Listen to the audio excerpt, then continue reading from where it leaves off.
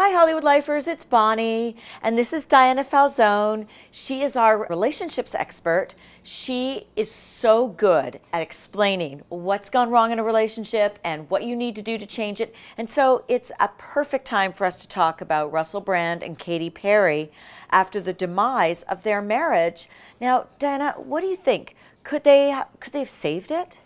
I don't think it was about necessarily salvaging a marriage at this point. I think there were two people who probably should have never been married in the first place. It's compatibility. Very different people. You don't think that if there's any sense of love there, that they can't work through any of their problems? I think you can always work through problems. I'm a big advocate of couples counseling before you throw in the towel, before you say the big D word, try a separation trial and get some help. However, I do believe that they're just two different people. And a lot of people say opposites attract. Initially, in terms of an infatuation period, which could be 7 to 8 months to a year, sure, that could work. But long term for a marriage, you need things in common for it to sustain.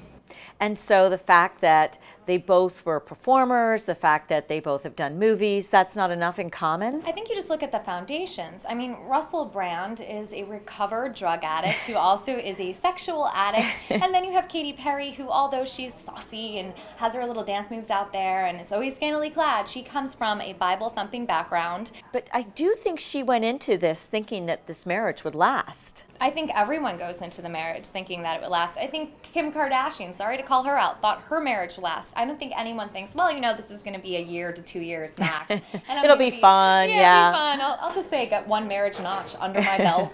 I don't think that she thought it was going to end, but I do think when two people are touring and traveling, or one is more successful, and Katy Perry is just on top of the charts constantly, that's hard for a man's ego as well. I do think that's hard for a man's ego, especially when Russell Brand has been a big star on his own, and especially when he's a bigger star in England, and yet England's a much smaller market than America, and she's really a global star at this point. Yes, I do think that irked him. I know that Hollywood Life reported that he would sit at her concerts kind of looking bored and wanting to leave, and that he was ready for kids. That's so rude. It is so rude. I don't care. Fake it. You're an actor. At least be excited to be there. Right, and be supportive while you're married. So what lesson can we take from this? I think the lesson is make sure that you're both on the same path. I think Russell Brand is considerably older than Katy Perry, was looking to maybe be more settled, not go out as much, to have children, and she was still in the prime of her career and still very young and had time ahead of her to do those things. I also think they need to discuss, or before you marry someone, really discuss your core values.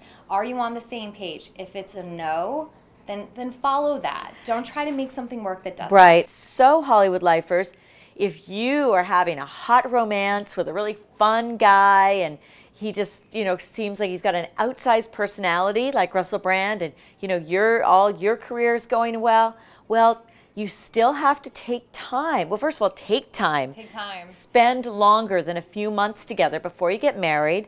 I know I shouldn't be advocating for living together, but if it's not against your spiritual beliefs, live together before you're married to see if you can actually make it work. Because if somebody irks you now, imagine a lifetime with them. Okay, well, thank you so much, Diane. Thank you. Thanks for coming in and sharing your expertise on relationships. So let us know what you think, Hollywood Lifers. Bye.